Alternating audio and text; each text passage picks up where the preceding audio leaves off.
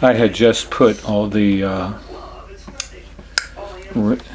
oil rings on these pistons, and this is the oil ring right here. It's moving. It's the third ring.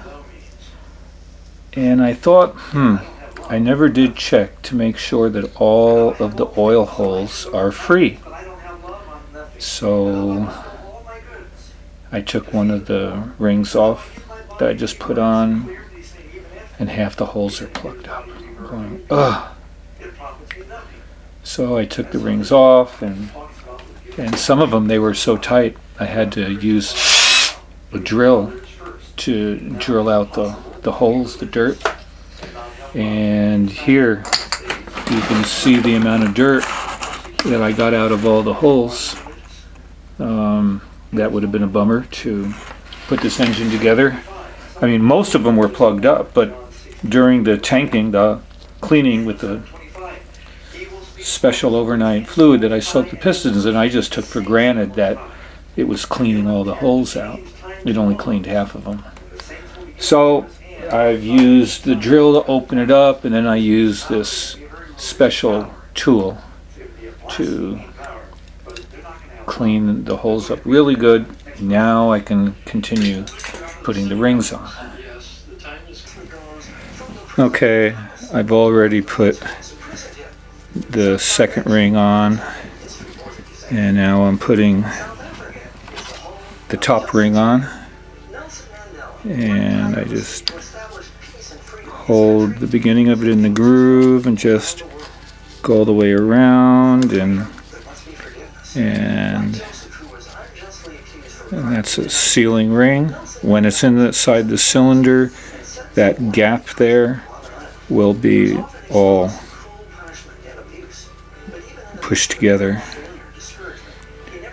and that's what helps completely seal the piston inside the cylinder so it will hold all the pressure.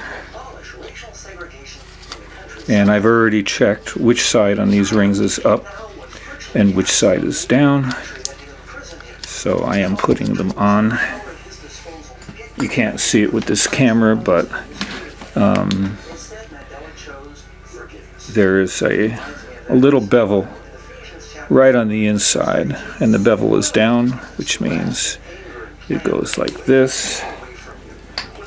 So down is down.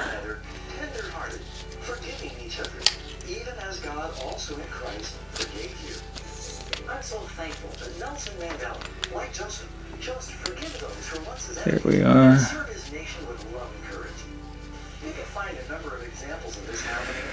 So that's done.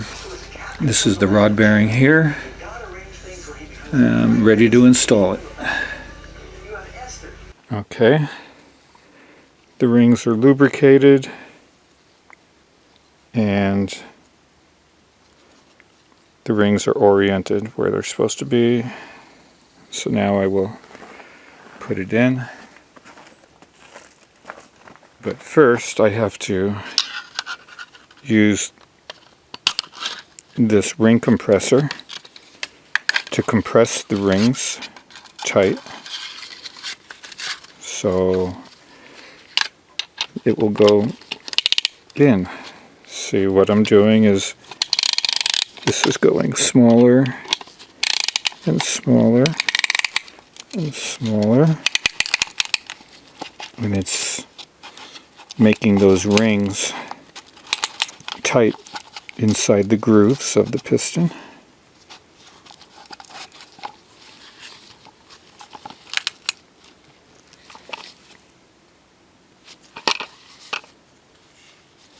It looks pretty tight now. Try one more. Okay, good. Now this is ready to install. Okay, we'll put this.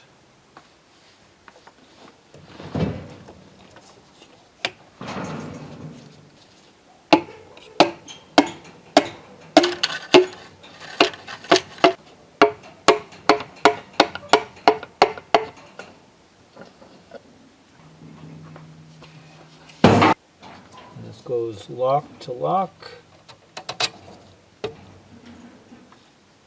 Put the nuts on.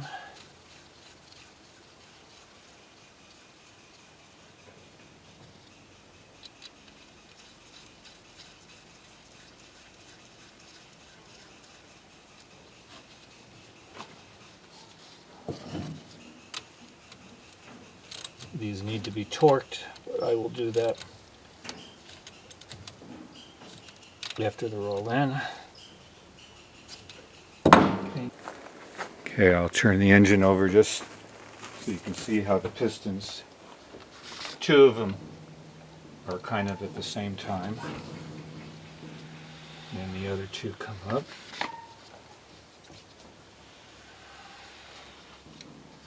So everything turns evenly. I will leave it on top dead center.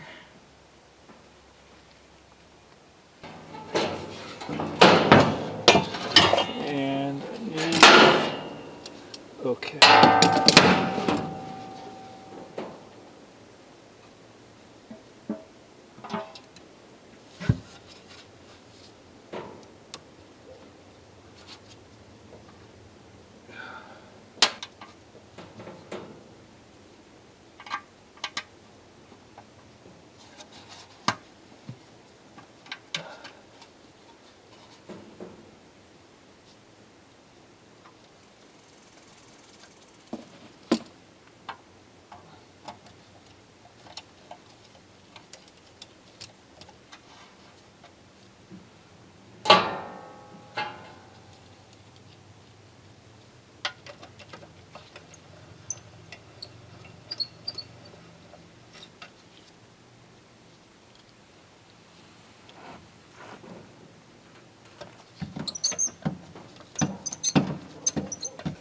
The engine's ready for the head, and this is a straight file. And I have just cleaned the top. It looks like the head is a little high here and a little high here. I mean the block is high.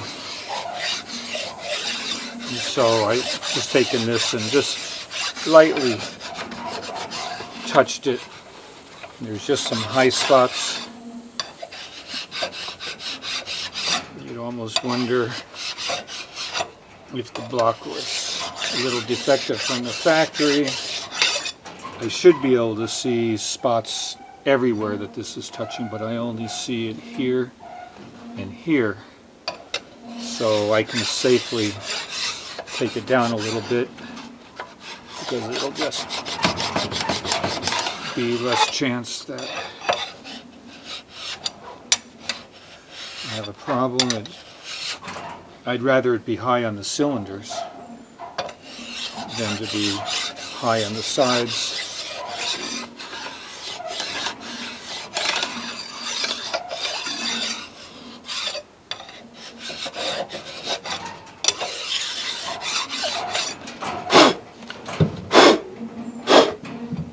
Okay.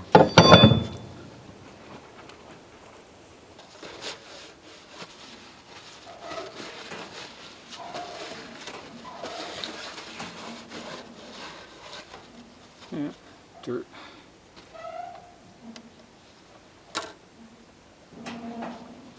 Okay. This I want to be able to set the head down straight.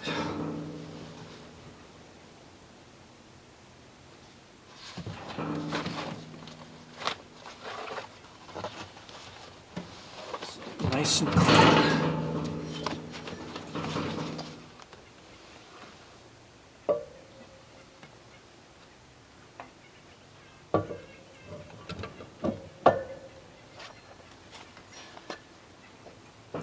And that's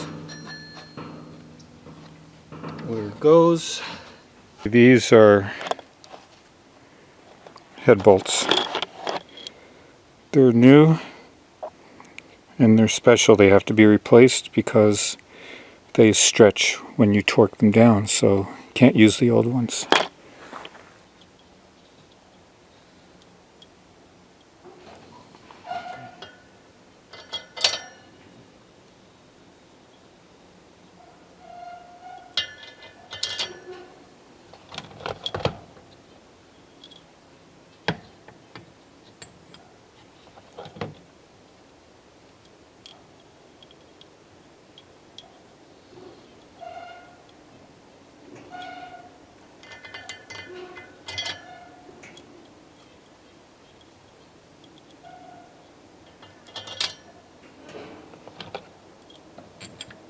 my speed driver to put all these down.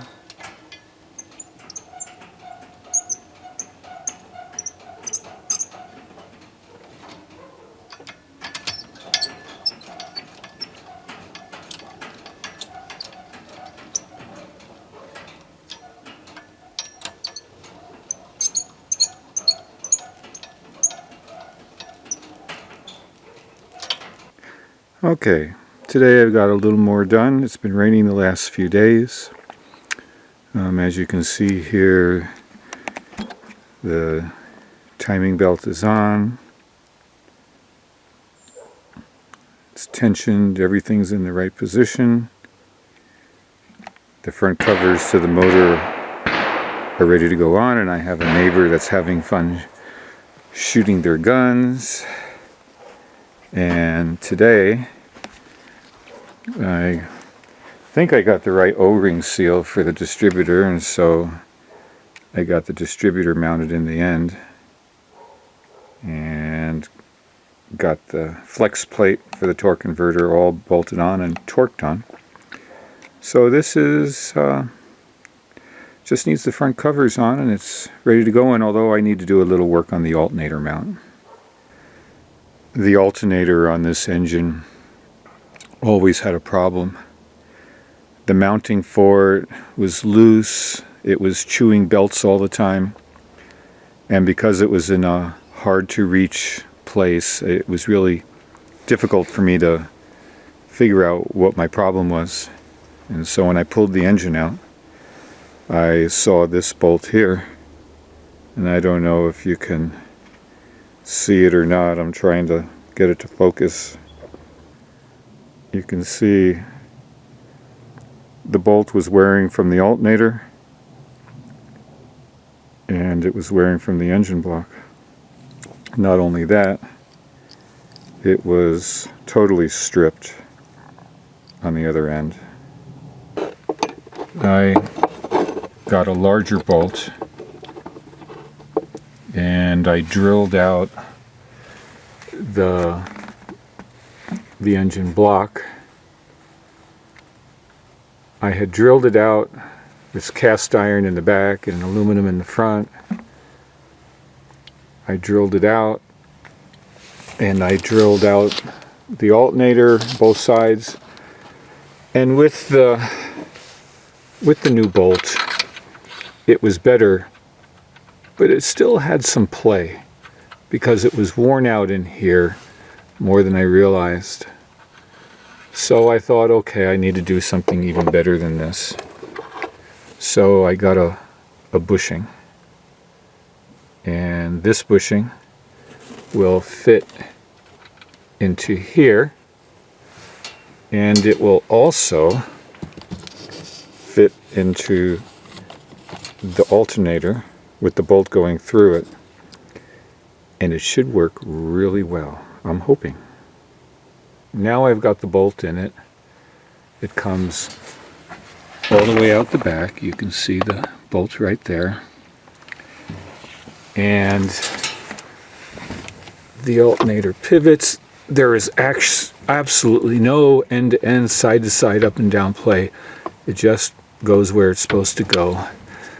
This will be nice because it will not chew belts up anymore.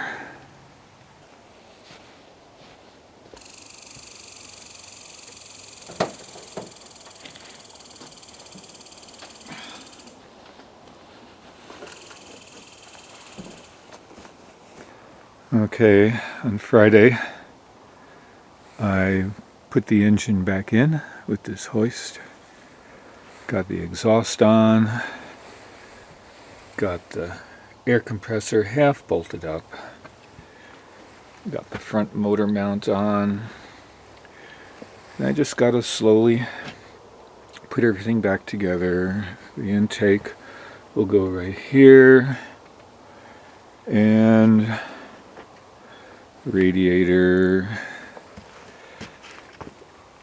and hopefully it won't be too long and this will be running and another project fixed. I have new linkage for the wiper transmission, so I can have 2 windshield wipers instead of 1. And I was very nice to be able to get another electric window regulator for the front passenger door, so that window will be operational. And so this is my project for today. And the only thing I have left to do is to hook up these connectors to the injectors, hook up these connectors to the distributor and the mass air flow meter. It's that right there. All the belts are in line and nice and tight, and it's looking good. Just a little more work and then it'll roll. Okay, the engine's all back in here, radiator, everything. And yesterday, after putting the spark plugs in, I turned it over. I windmilled it actually a few times without the spark plugs in, just to get the oil flowing. And I put the spark plugs in, and from the moment I turned the key, it tried to start, but I shut the key off because I just didn't want it to start yet. I wanted more oil to flow. But after the second or third time when I let it run, it just started right up. I was surprised. I never had an engine go so fast. I had actually forgotten to hook up these lines here that go over to the intake manifold and have something to do with electronic ignition and all that. But anyway, I need to just look in here. It's slow on antifreeze. I've put everything I have in, but I'm just going to see what it does today, because now I got the video camera with me. So, where's the key?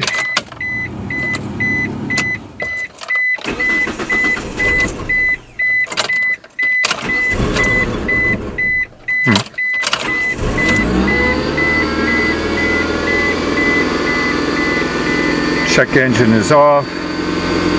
Antifreeze radiator light is on because it's low on that. And of course the brake is on. Idle's a little high. Let's go look at the engine.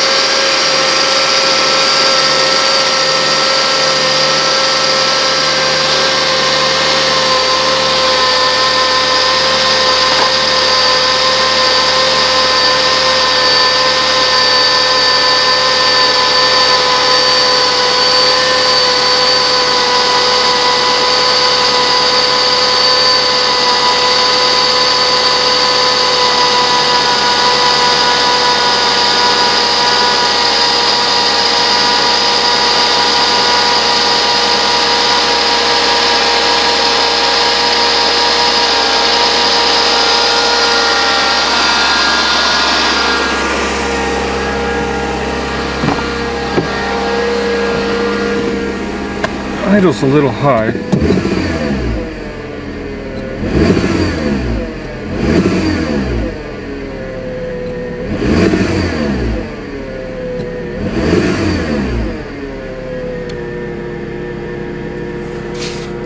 put it in gear. Reverse works.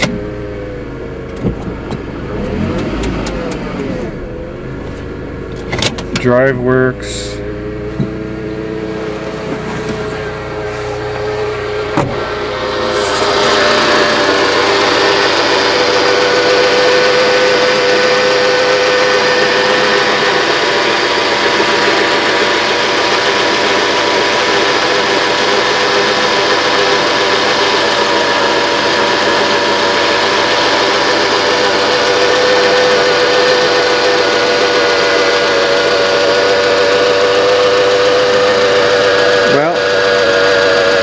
Sounds pretty good to me. I better shut it off before it really warms up because it's low on antifreeze. However, this is pretty nice.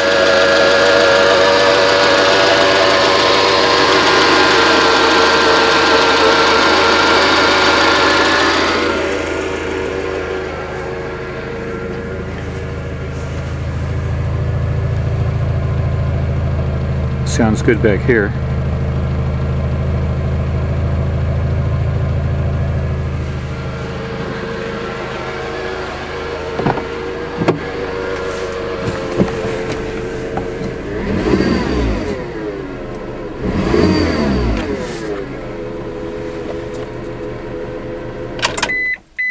Well, sounds good. Head is machined, new rings, new seals. Should put new spark plugs in it probably. Okay.